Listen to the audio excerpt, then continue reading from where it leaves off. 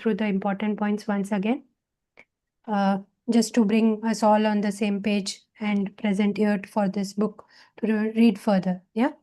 So basically, this book talks about, the introduction part talks about, the financial success is not a hard science. It instead says financial success is more of a soft skill and depends on the psychology, more to say. It depends on how we behave, which is more important than what you know.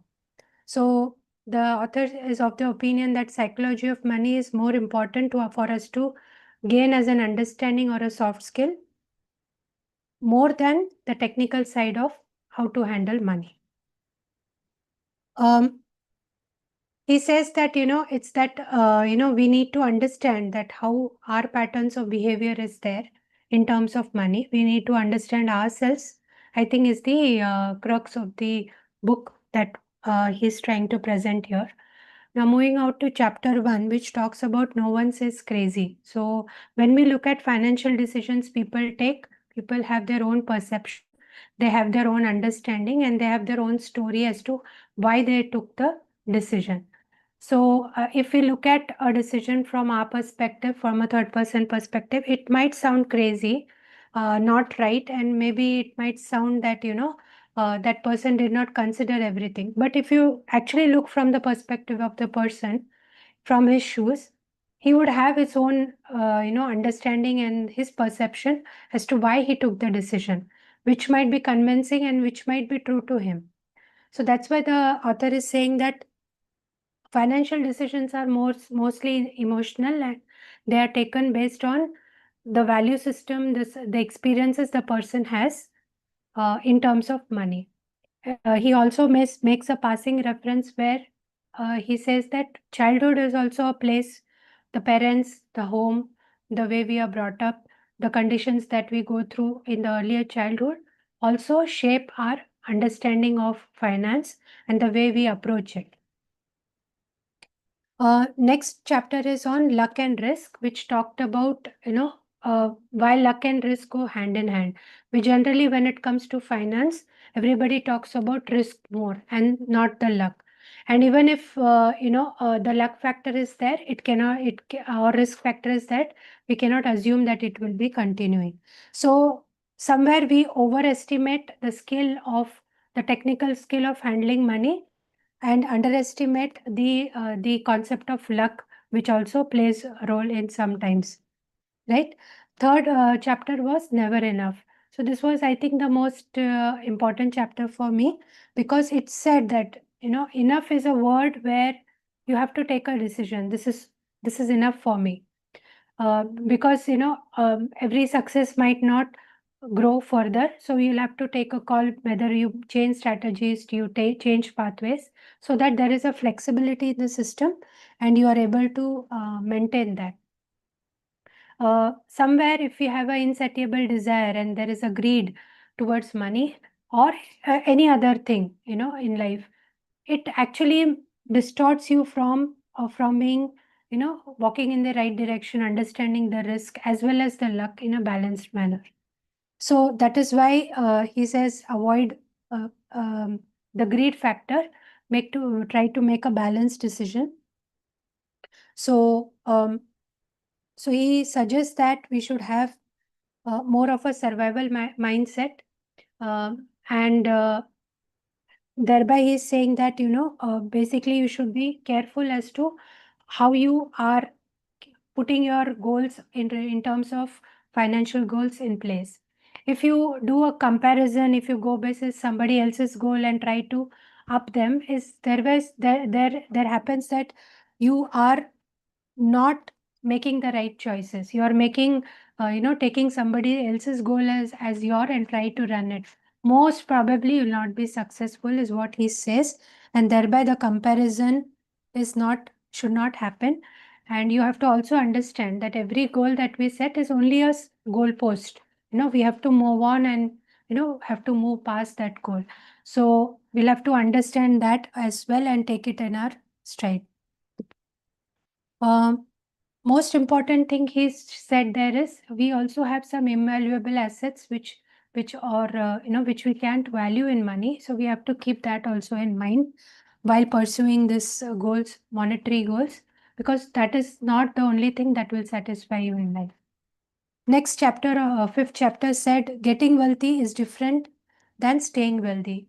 So we have to understand that there is a difference between the two. And again, he talks about the survival mindset. We have to be careful as to how we invest rather than go in a habitually or pattern manner. He suggests three things: be, spend very frugally, live beyond below your means, not beyond. Uh, Create buffers enough in your strategy and in your plan for investments, so that there is enough room for error, and any case of any issues, there is a fallback mechanism. He also says that we need a emotional discipline, as the backdrop of the book itself is that most of the decisions that we take are emotional. So thereby we need to have some kind of emotional maturity, agility, and discipline, so that we bring in the required flexibility, as certain things are beyond our control. So we should have the flexibility to understand the risks and also appreciate the luck that we have received. So this is what we have covered so far till chapter 5. Now we move on to chapter 6. Anyone would like to take the reading from here? Chapter 6, Tails You Win.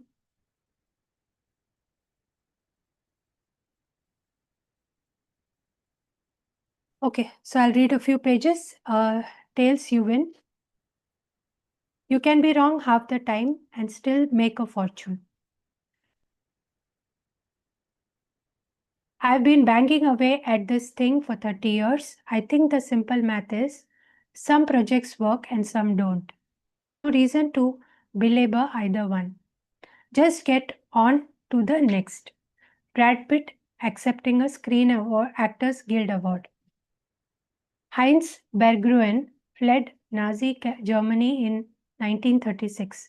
He settled in America, where he studied literature at UC Berkeley. By most accounts, he did not show particular promise in his youth. But by the 1990s, Berggruen was, by any measure, one of the most successful art dealers of all time. In 2000, Berggruen sold part of his massive collections of Picassos, Braque's, Kleist, and Matisse's to the German government for more than 100 million euros. It was such a bargain that the Germans effectively considered it as donation. The private market value of the collection was well over $1 billion.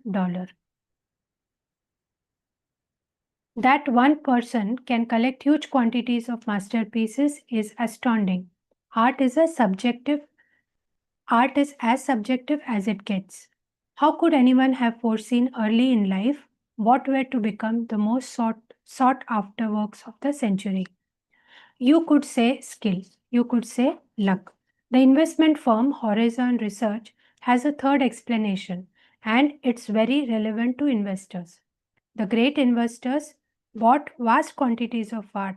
The firm writes, a subset of the collections turned out to be great investments, and they were held for a significantly long period of time to allow the portfolio return to converge upon the return of the best elements in the portfolio.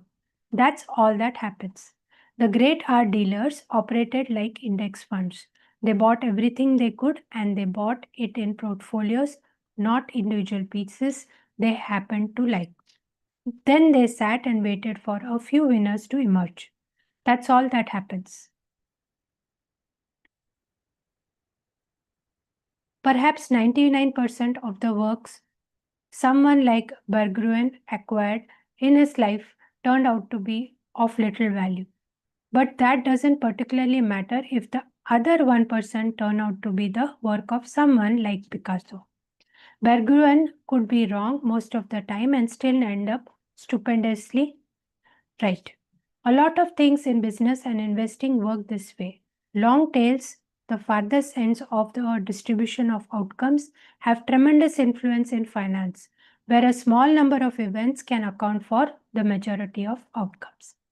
That can be hard to deal with. Even if you understand the math, it is not intuitive that an investor can be wrong half the time and still make a fortune. It means we underestimate how normal it is for a lot of things to fail, which causes us to overreact when they do. Steamboat Willie put Walt Disney on the map as an animator. Business success was another story. Disney's first studio went bankrupt. His films were monstrously expensive to produce and financed at outrageous terms. By the mid 1930s, Disney had produced more than 400 cartoons. Most of them were short, most of them were beloved by you viewers, and most of them lost a fortune. Snow White and the Seven Dwarfs changed everything. The $8 million it earned in the first 6 months of 1938 was an order of magnitude higher than anything that the company earned previously. It transformed Disney Studios. All company debts were paid off. Key employees get retention bonuses. The company purchased a new state-of-the-art studio in Burbank, where it remains today. An Oscar turned Walt from famous to full-blown celebrity. By 1938, he had produced several hundred hours of film, but in business terms, the 83 minutes of Snow White were all that mattered. Anything that is huge, profitable, famous, or influential is the result of a tail end event, an outlying 1 in 1,000 or millions event. And most of our attention goes to things that are huge, profitable, famous, or influential. When most of what we pay attention to is the result of a tail, it's easy to underestimate how rare and powerful they are. Some tail-driven industries are obvious. Take venture capital. If a VC makes 50 investments, they likely expect half of them to fail, 10 to do pretty well, and 1 or 2 to be bonanzas that drive 100% of the fund's return. Investment firm Correlation Ventures once crunched the numbers. Out of more than 20,000 venture financings from 2004 to 2014, 65% lost money, 2.5% of investments made 10x to 20x, 1% made more than 20x return. 0.5%, about 100 companies out of 21,000 earn 50x or more. That's where the majority of the industry's returns come from. This, you might think, is what makes venture capital so risky. And everyone investing in VC knows it's risky. Most startups fail, and the world is only kind enough to allow a few mega successes. If you want safer, predictable, and more stable returns, you invest in large public companies. Or so you might think. Remember, tails drive everything. The distribution of success among large public stocks over time is not much different than it is in venture capital. Most public companies are duds. A few do well and a handful become extraordinary winners that account for the majority of the stock market's returns. JP Morgan Asset Management once published the distribution of returns for the Russell 3000 index, a big, broad collection of public companies since 1980. 40% of all Russell 3000 stocks components lost at least 70% of their value and never recovered over this period. Effectively, all of the index's overall returns came from 7% of the component companies that outperformed by at least 2 standard deviations. That's the kind of thing you would expect from venture capital, but it's what happened inside a boring diversified index. This thumping of most public companies spares no industry. More than half of all public technology and telecom companies lose most of their value and never recover. Even among public utilities, the failure rate is more than 1 in 10. Percentage of companies experiencing catastrophic loss from 1980 to 2000 in different sectors, technology, telecom, energy, so and so. The interesting thing here is that you have to have achieved a certain level of success to become a public company and a member of the Russell 3000. These are established corporations, not fly-by-night startups. Even still, most have lifespans measured in years, not generations. Take an example, one of these companies, Carol Co., a former member of the Russell 3000 Index. It produced some of the biggest films of the 1980s and 1990s, including the first three Rambo films, Terminator 2, Basic Instinct, and Total Recall. Carol Co. went public in 1987. It was a huge success, churning out hit after hit. It did $500 million in revenue in 1991, commanding a market cap of $400 million. Big money back then, especially for a film studio. And then it failed. The blockbusters stopped, a few big budget projects flopped, and by the mid 1990s, Carol Co. was history. It went bankrupt in 1996. Stock goes to zero, have a nice day, a catastrophic loss, and one that 4 in 10 public companies experience over time. Carol Co.'s story is not worth telling because it's unique, but because it's common. Here's the most important part of this story. The Russell 3000 has increased more than 73-fold since 1980. That is a spectacular return. That is success. 40% of the companies in the index were effectively failures. But the 7% of components that performed extremely well were more than enough to offset the duds. Just like Heinz Berggruen, but with Microsoft and Walmart instead of Picasso and Matisse. Not only do a few companies account for most of the market returns, but within those companies are even more tail events. In 2018, Amazon drove 6% of the S&P 500's returns, and Amazon's growth is almost entirely due to Prime and Amazon Web Services, which itself are tail events in a company that has experimented with hundreds of products, from the Fire phone to travel agencies. Apple was responsible for almost 7% of the index's returns in 2018, and it is driven overwhelmingly by the iPhone, which in the world of tech products is a tail Y as tails get. And who's working on these companies? Google's hiring acceptance rate is 0.2%. Facebook is 0.1%. Apple is about 2%. So the people working on these tail projects that drive tail returns have tail careers. The idea that a few things account for most results is not just true for companies in your investment portfolio. It's also an important part of your own behavior as an investor. Napoleon's definition of a military genius was the man who can do the average thing when all those around him are going crazy. It's the same in investing. Most financial advice is about today. What should you do right now and what stocks looks like good buys today. But most of the time today is not that important.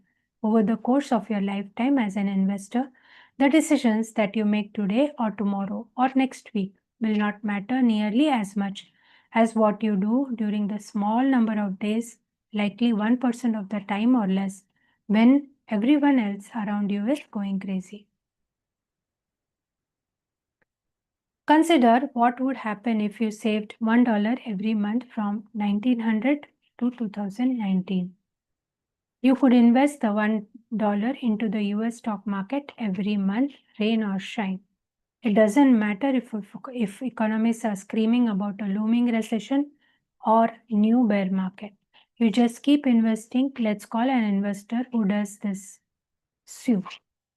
But maybe investing during a recession is too scary. So perhaps you invest your $1 in the stock market when the economy is not in a recession. Sell everything when it's in a recession and save your monthly dollar in cash.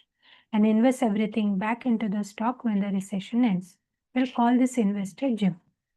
Or perhaps it takes a few months for a recession to scare you out, and then it takes a while to regain confidence before you get back in the market. You invest $1 in stocks when there is no recession. Sell 6 months after a recession begins and invest back in 6 months after a recession ends.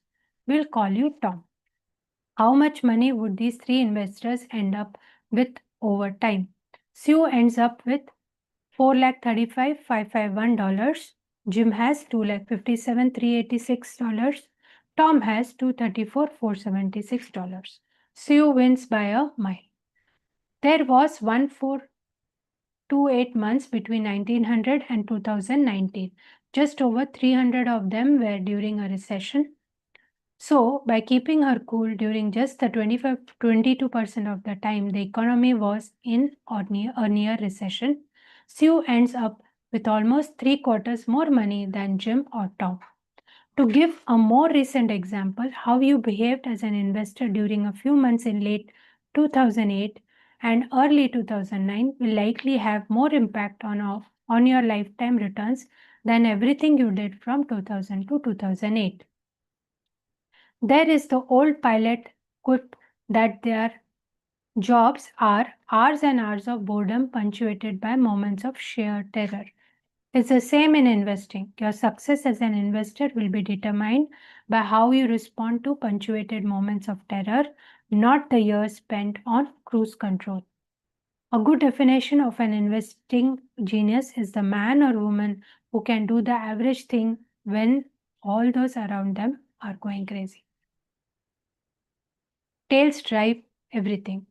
When you accept that tails drive everything in business, investing, and finance, you realize that it's normal for lots of things to go wrong, break, fail, and fall. If you are a good stock picker, you'll be right maybe half the time. If you are a good business leader, maybe half of your product and strategy ideas will work. If you are a good investor, most years will be just okay and plenty will be bad.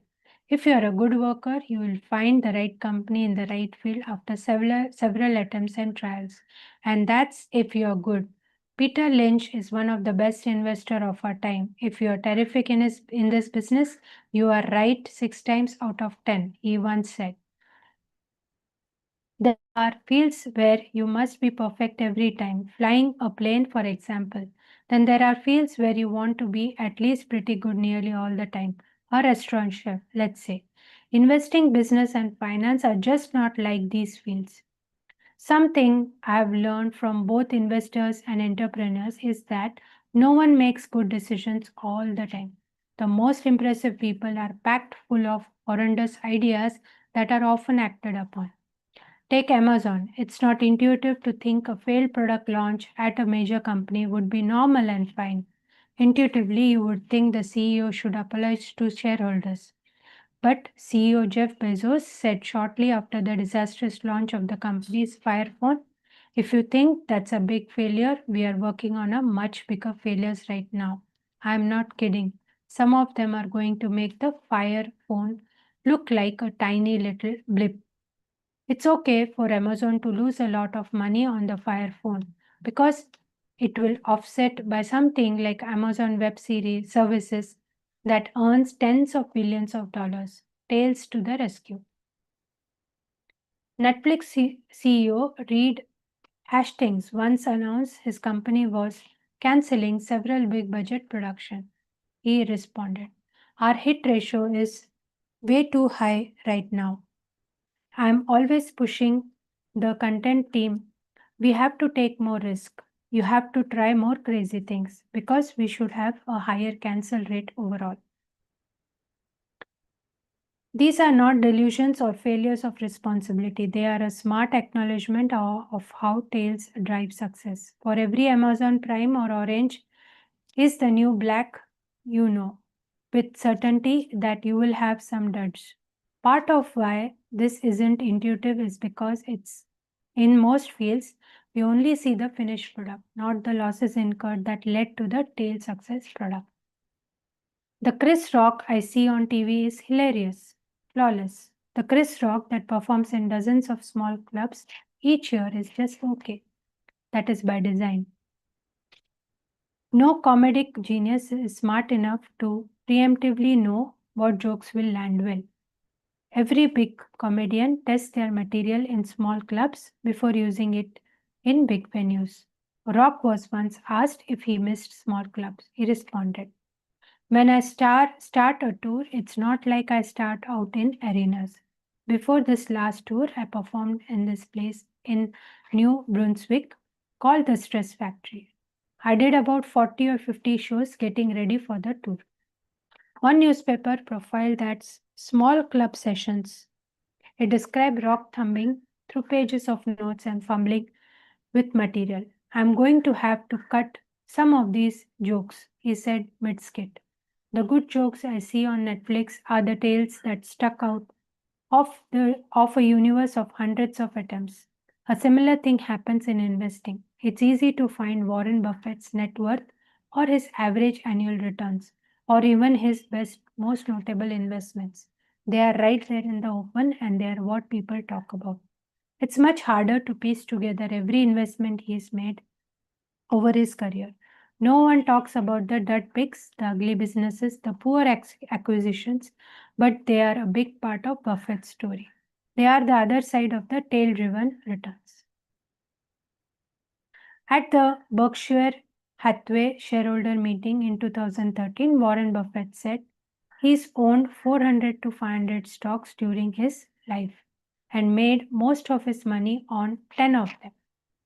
Charlie Munger followed up. If you remove just a few of Berkshire's top investments, its long term track record is pretty average. When we pay special attention to a role model success, we overlook that their gains came from a small percentage of their actions. That makes our own failures, losses, and setbacks feel like we are doing something wrong. But it's possible we are wrong or just sort of right, just as often as the masters are. They may have been more right when they were right, but they could have been wrong just as often as you. It's not whether you are right or wrong that's important, George Soros once said, but how much money you make when you are right and how much you lose when you are wrong. You can be wrong half the time and still make a fortune. There are 100 billion planets in our galaxy and only one, as far as we know, with intelligent life. The fact that you are reading this book is the result of the longest tale you can imagine. That's something to be happy about. Next, let's look at how money can make you even happier. So, anybody would like to read a few pages of the chapter Freedom? I can do that, Mani. Yeah, Yeah, I please. will also read, but after Padma here. Yeah. Thank you. Freedom, controlling your time is the highest dividend money pays.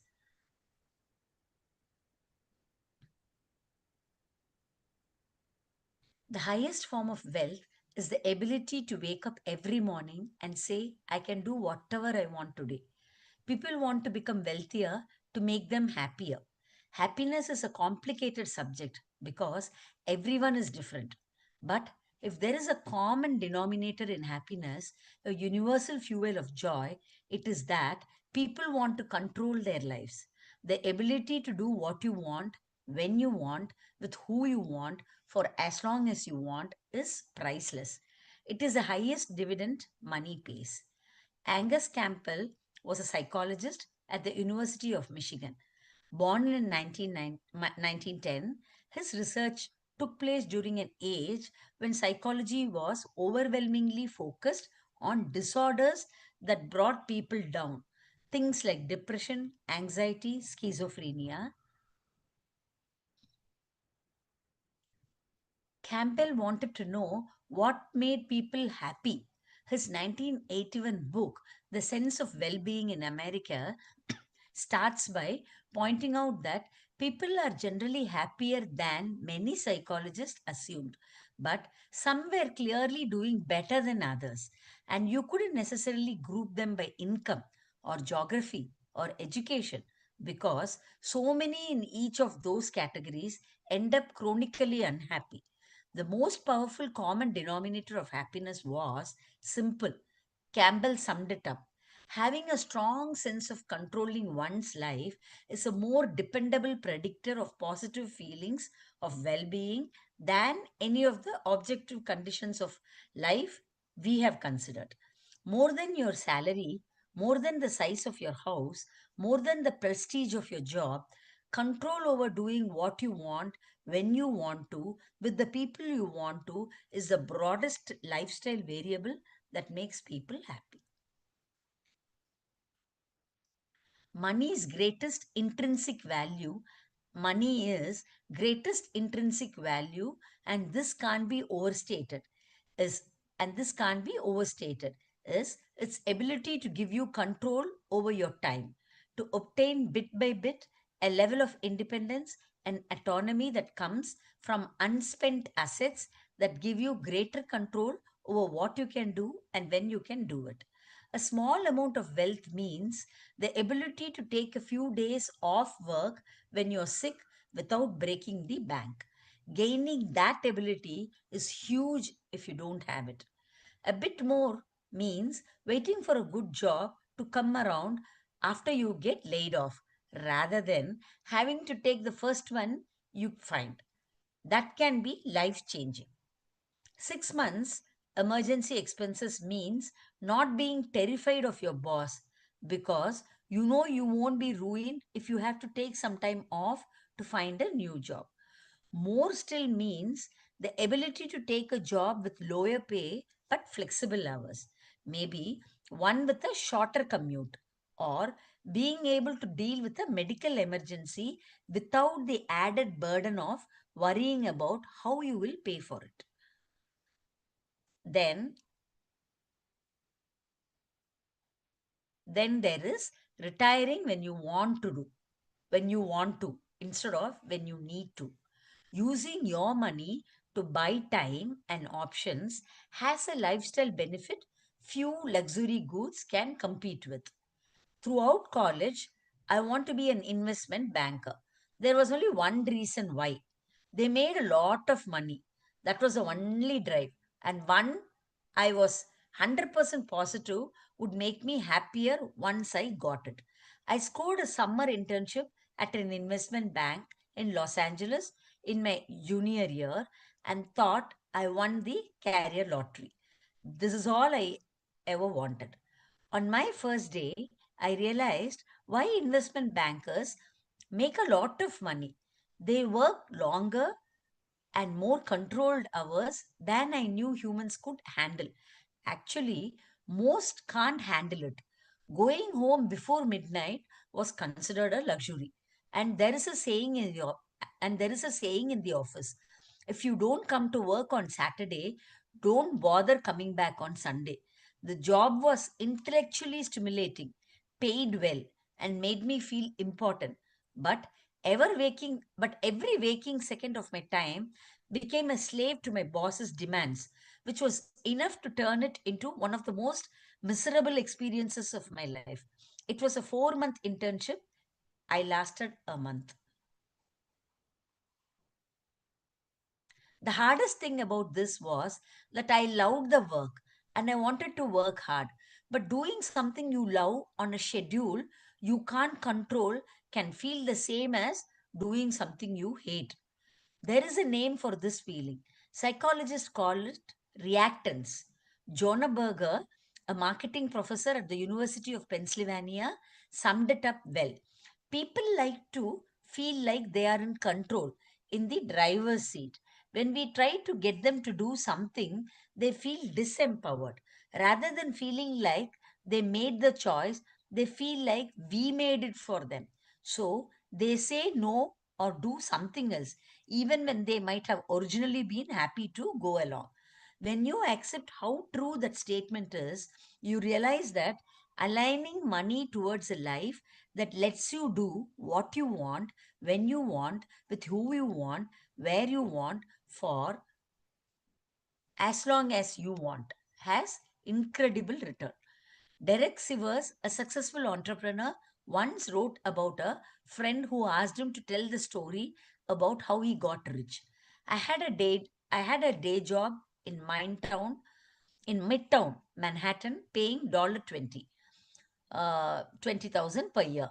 About minimum wage, I never ate out and never took a taxi. My cost of living was about $1,000 per month, and I was earning $1,800 a month. I did this for 2 years and saved up to $12,000. I was 22 years old. Once I had $12,000, I could quit my job and become a full-time musician. I knew I could get a few gigs per month to pay my cost of living. So I was free. I quit my job a month later and never had a job again.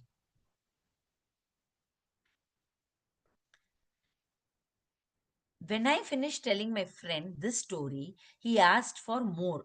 I said, no, that was it. He said, no, what about when you sold your company? I said, no, that didn't make a that didn't make a big difference in my life. That was just more money in the bank. The difference happened when I was 22. The United States and the United States is the richest nation in the history of the world, but there is little evidence that its citizens are, on average, happier today than they were in 1950s, when wealth and income were much lower, even at the median level, and adjusted for inflation. A, two, a 2019 Gallup poll of 150,000 people in 140 countries found that about 45% of Americans said they felt a lot of worry the previous day. The global average was 39%. 55% of Americans said they felt a lot of stress the previous day. For the rest of the world, 35% said the same. So, part of what has happened here is what we have used out. Part of what has happened here is that we have used our greater wealth to buy bigger and better stuff, but we have simultaneously given up more control over our time. At best, those things cancel each other out. So, median family income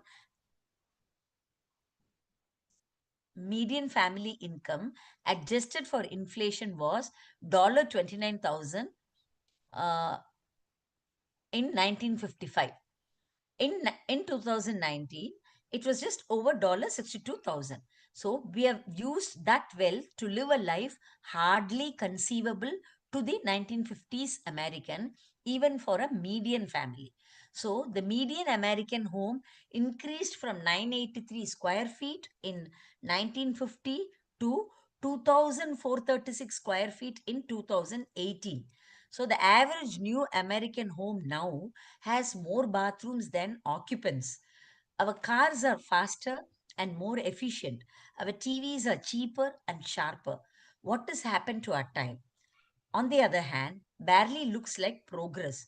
And a lot of the reason has to do with the kind of jobs more of us now have. Rockefeller was one of the most successful businessmen of all time.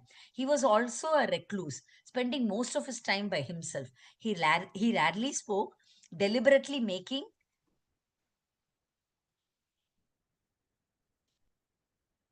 himself inaccessible and staying quiet when you caught his attention. A refinery worker who occasionally had Rockefeller's ear once remarked, he lets everybody else talk while he sits back and says nothing. When asked about his silence during meeting, Rockefeller often recited a poem. A wise old owl lived in an oak. The more he saw, the less he spoke. The less he spoke, the more he heard. Why aren't we all like that? Why aren't we all like that wise old bird? So Rockefeller was a strange guy, but he figured out something that now applies to tens of millions of workers. Rockefeller's job wasn't should somebody wanted to read, should they continue? Do you want to take it up? You can continue. Otherwise, if you want to stop, I can take it. Yeah, you can continue. I think I have. Okay, okay. Yeah, From where? This was yeah. unique. The first line. Yeah. Okay, Rockefellers. Rockefeller.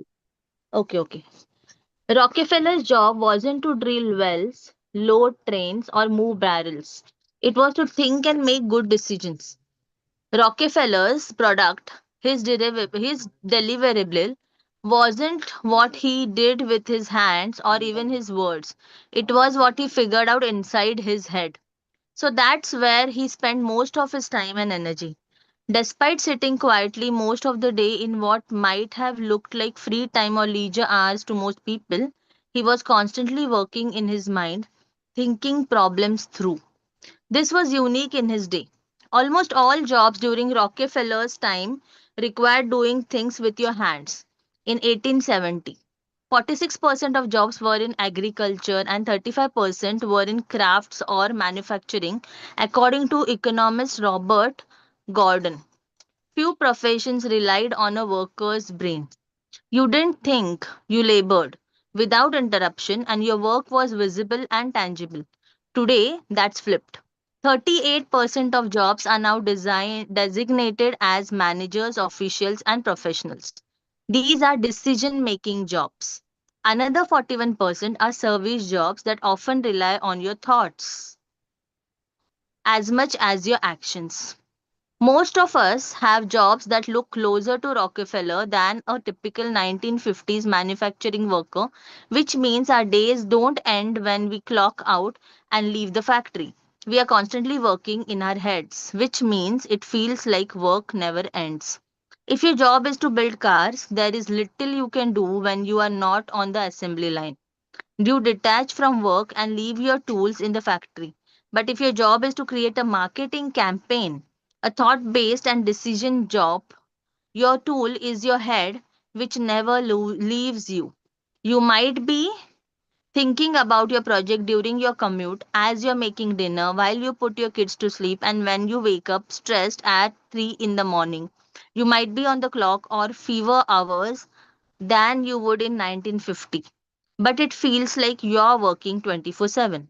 Derek Thompson of The Atlantic once described it like this: if the operating equipment of the 21st century is a portable device, this means the modern factory is not a place at all. It is the day itself. The computer age has liberated the tools of productivity from the office. Most knowledge workers whose laptops and smartphones are portable, all purpose media making machines can theoretically be as productive at 2 p.m. in the main office as at 2 a.m. in a Tokyo WeWork or a midnight on the couch. Compared to generations prior, control over your time has diminished. And since controlling your time is such a key happiness influencer, we shouldn't be surprised that people don't feel much happier, even though we are, on average, richer than ever. What do we do about that? It's not as an easy problem to solve because everyone's different. The first step is merely acknowledging what does and does not make almost everyone happy. In his book 30 Lessons for Living, gerontologist Carl Pilmer interviewed 1,000 elderly Americans looking for the most important lessons they learned from decades of life experience.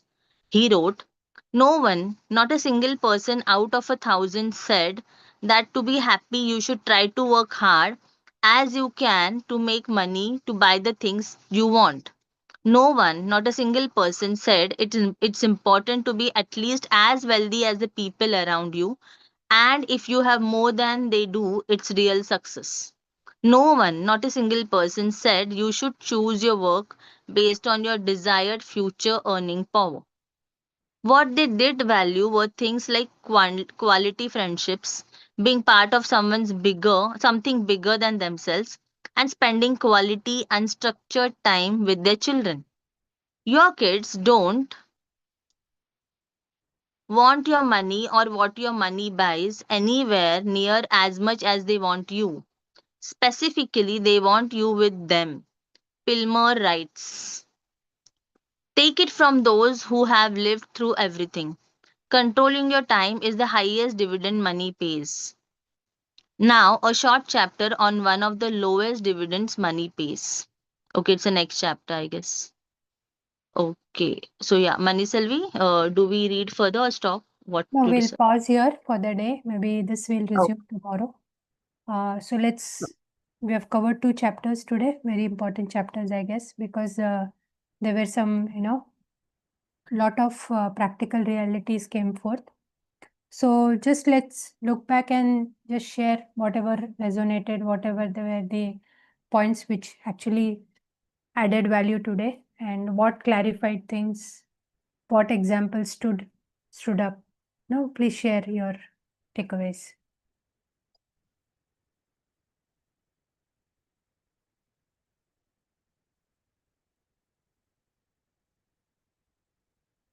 Yeah, can I Yeah, please. answer that? Yeah. Sure. Firstly, I would say this is awesome. A real-time examples inclusive.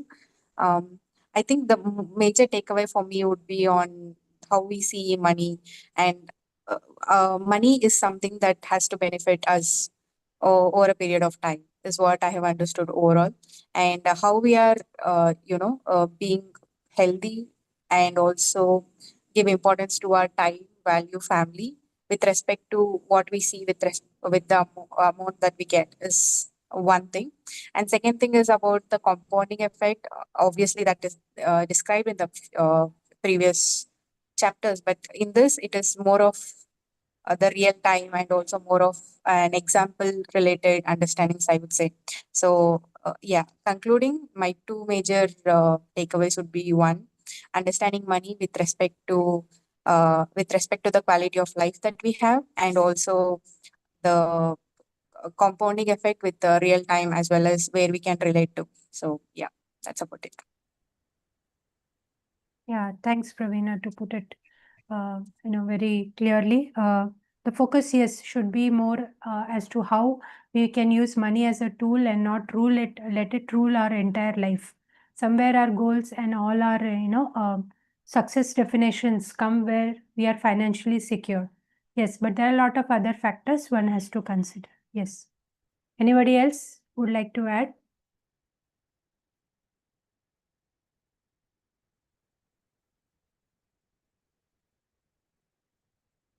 So for me, that freedom part that just strike through, like especially the part which I read, I could resonate so well with it because yes, I have experienced it a lot. Like when you are into something that is more of a mental work. It's never like a 9 to 5 job for me. Like for me, I have realized that when there are some campaigns or any ideas that I'm working on, I am not able to sleep at night because that idea just keep like something just keeps going in the head. So there are times like that. So I could really relate with that very much. That when we are in jobs like this, our head is our tool, and which means that it's never like a shut off as such. Like even if you try to disconnect, it's not really that easy. So that is the part I resonated well, and I love the freedom chapter overall also, like talking about how time like freeing time is sometimes more crucial for anything, like, so I love that part, yeah. And if you see if we really observe all, if you see all the people who are super duper rich, they have mastered this one aspect in their life. So that is how they can manage. Everything is so automated and delegated that they can just manage to have a free time all the time and still have money flowing in. So that's, I think, the best thing, and that's what everyone actually uh, like want to be, right? Like we all want to be there. So that is one thing that just highlighted for me, like with this chapter. So yeah, thank you. Yeah. And for me, with all this, I just need to add here that money looks like a it looks like a protection here where it is not just the returns, it's about the endurance. So whatever money you save, that will help you to tackle the failures that you have till you reach the success, is my add on here. Right. So thank you for your inputs. Anyone else?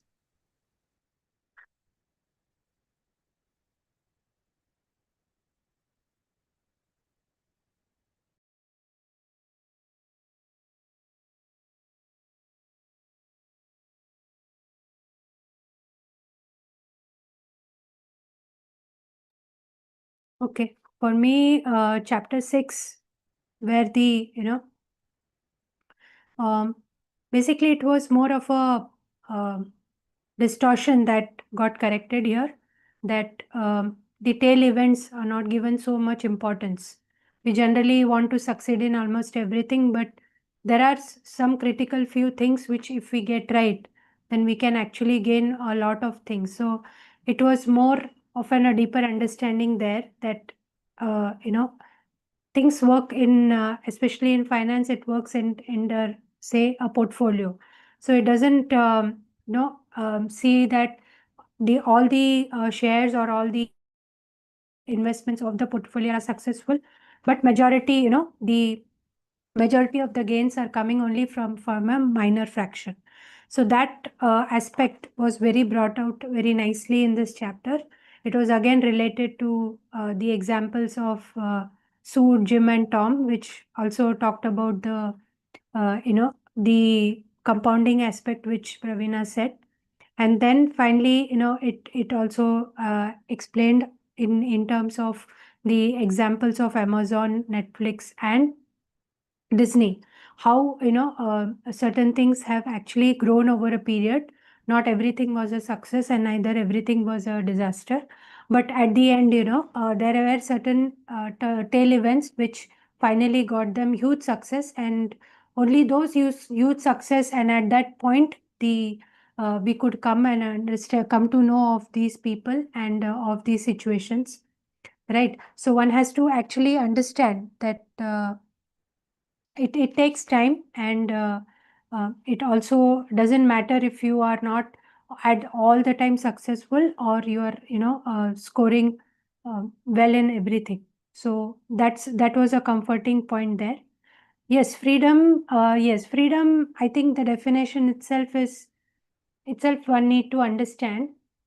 Freedom is to have the freedom to do whatever you want, be it in terms of the place, with the people. And so basically, yes, money is important and money gives this freedom. But we'll have to balance that with the practical situations that we have today. As Mansi also emphasized, the 9 to 5 job, it's no more 9 to 5, because we extend and our brains keep on working, functioning beyond that. Because that's the format in which we are working today, and that's the format in many of the creative fields as well, because your brain is invested in most of the time and you are not able to switch it off as you do the other tools and gadgets. So that is one practical reality one has to face. But at the same time, one has to also understand that there are possibility of choices and decisions. So we'll have to look at what decisions we are taking unconsciously every day. When we make a choice of giving in into this pressure of being available for the job, and taking this pressure that 24/7 my brain is working. So do I give time for reset? Say given this format cannot be changed much, so how do I reset? How do I help myself to balance this? How do I also take care of the other aspects of life? Are the questions which this brought forth. Yes, the definition of being happier. So Rockefeller's example was very, it was very, makes you think, especially the poem that it said, which actually made me think that really, once you mature into your understanding and once you give some time to your thinking, you will evolve in the thought process and no more see the things the way it is commonly perceived. This especially I experienced when I was writing for my book, and because it is not that we have an understanding that you can write, it will come in a flow of ideas, flow of words, but it requires a lot of just sitting around and waiting for the ideas to mature in your mind. Writing 10 pages and then actually reducing it to maybe 5 pages. Most of the pages are actually not even utilized. So there is so much of work which goes behind in terms of thinking before actually the output comes on a paper. So that also struck close chord in as far as my experience goes. Finally, I also remembered one colleague of mine who was very, very, very qualified person, very smart, very energetic person. The person actually made a very bold choice. It was very difficult for us to accept at that time. It was a bold choice in the sense the person used to work for 6 months to 1 year to have adequate income to, amount of saving just to travel the world wherever he wants to go at that time. So he used to work 6 months to 1 year, and then he used to happily quit his job and used to go wandering. Then once his money is getting over, he will then plan for the next work. He was so skillful and he was so technically sound and well, the way he put forth his work and all was very good. So he could actually think of this kind of a lifestyle. And then he used to start work again. He used to leave it. Then it so happened that he thought, okay, he will settle. Then his parents said, we'll look out for a house or so. So they went house hunting. He didn't like any of the small houses in the simple localities. He only liked the house in a very posh locality. So finally, his parents said, okay, they were all fearful, a bit worried because the loan and the budget will be much higher if you go in for a house there. But he took a bold decision then. If I have to do this, I have to take a job overseas, then I'm ready to go there, do it, and get that house. So it was a totally different way of freedom as I see it now. This example, it was a freedom of choice and use money for the benefit of him rather than work around just for money and see how it can actually benefit. So it was that example came to my mind reading this chapter. Yeah. So today's reading was I, very I love that example. In fact, I would love to have a life like that. yes, How yes. amazing! For that It's like his designed his life that way, like where he Yeah, managed yeah. everything. for that matter, And then all of I us have, would, I think all of us would love a life like that. yeah, I'm pretty sure. I'll just yeah, yeah. I just add one thing which I heard one of the money mentors speak about it one day. So I don't know. It is a little relevant with this person's example that you shared, Mani Salvi. That is the reason I just want to add. So there was this lady who was sharing her own story where she said that she was a doctor, I guess, and she said that she had a lot of just sorry, there was a echo, na. So I just so there was this lady, and she said she was always broke. So she worked very hard. She was doing a lot of things, but she was always broke and barely managed to make her ends meet, kind of a thing. So she was working as a professional doctor, or something, surgeon or something like that at that point of time. And one day, something happened. She just striked. Something happened, and then she decided to take a break, and at that time she decided to work on herself instead of anything else. So she said, I lived on a very bare minimum, like I just ate rice and all those things. She managed everything, and she just left, gave herself that time of like 6 months or something like that, and where she worked on her energy. And then she shared that when she worked on her energy and she just went to the parks, hugged trees, did a lot of inner work, kind of a thing. And then she said something shifted so massively that after that she realized that whatever she was getting paid, she got paid 6 times of that after she resumed back. And everything has shifted for her in that point. And one thing that she beautifully mentioned that has that has stayed with me in her talk was that she said, like many a times in business and things like that, we think we have this mindset of thinking through like every month salary mindset, right? Where we want to think of every month this much amount should come, because the expenses are that way. Expenses are fixed, monthly expenses are there normally. But what she shared that, but if you observe in nature, because that is what she did in her healing journey or whatever period she dedicated for her inner work, she worked on herself. And she said, what I observed is, if you see any trees, anything in nature, nature doesn't work that way. So nature is like, it's all seasonal. So when things if you see a mango tree will only produce mangoes once a year. But that once a year what it produces is good enough for the rest of the year, and it's more than enough for everything and anything. So it's like that. So she says like we need to learn to think in this way for our businesses as well. So it's more like you prepare and you do everything and you put in all the efforts for that one season, and that season you just produce your best and make your best, and then at the other seasons, other months, you just rest and you just take this leisure time, or you have this freedom to do whatever you want to do. So that was the this thing which related with this guy's example which Mani Selvi shared. That is why I just wanted to share it with everyone. So yeah. Yeah, yeah, that is a very great story. Yes, the energy, the approach, the overall way the person is thinking, if that is evolved to the next level, definitely, one will see the fruits in the external world as well. Okay, anyone else who would like to share? Fine. So we'll call it a day. Thanks for all your presence. We'll resume with chapter 8 tomorrow. Thank you. Thank you. Thank you. Bye bye. Bye-bye.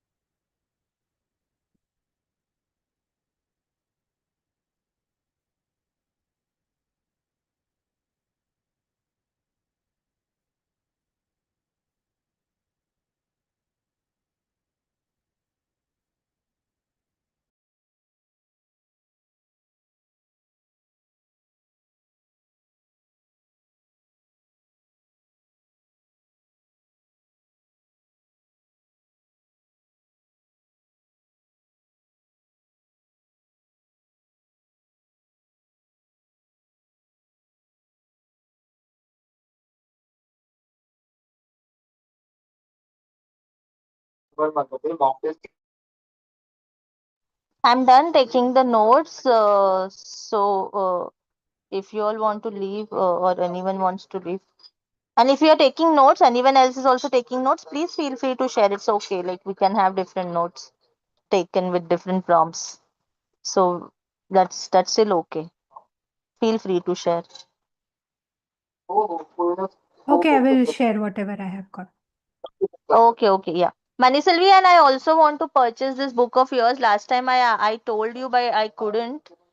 Something I just missed it. So just send me the link that you shared last time, because now all the messages have disappeared from my phone. There was some WhatsApp reset that happened. So do share. And are you like writing any new book too, Maniselvi? By any chance? No, not right now. Not right now. Okay, yeah. Just this unscripted I would love to have. Like just send me the link and I'll just Yeah. read like just buy it. And Yeah. are you planning to take any new book after this, or you're taking a break after this? No, I told you, I've taken up an assignment for the 2 weeks of September. So, and Okay. after that, I'm traveling after that. So, I might not be available in September. I'll resume from October. So, Sure, October, there are a problem. Yeah. couple of books. Maybe I will put a poll and then we can decide. Yeah. Yeah, I would love to like read those books with you, which you keep mentioning, like Same as Ever, or any other books that you think Yeah. that you can add your flavor to it. Then we can take that up, like whenever you're back. Till that time, will someone might just take over, or I can take up something. We'll continue. Yeah. So yeah, Okay. no problem. Okay. Thank you. Bye Thank bye. you. Sure. Bye bye. Yeah. Bye bye. Take care.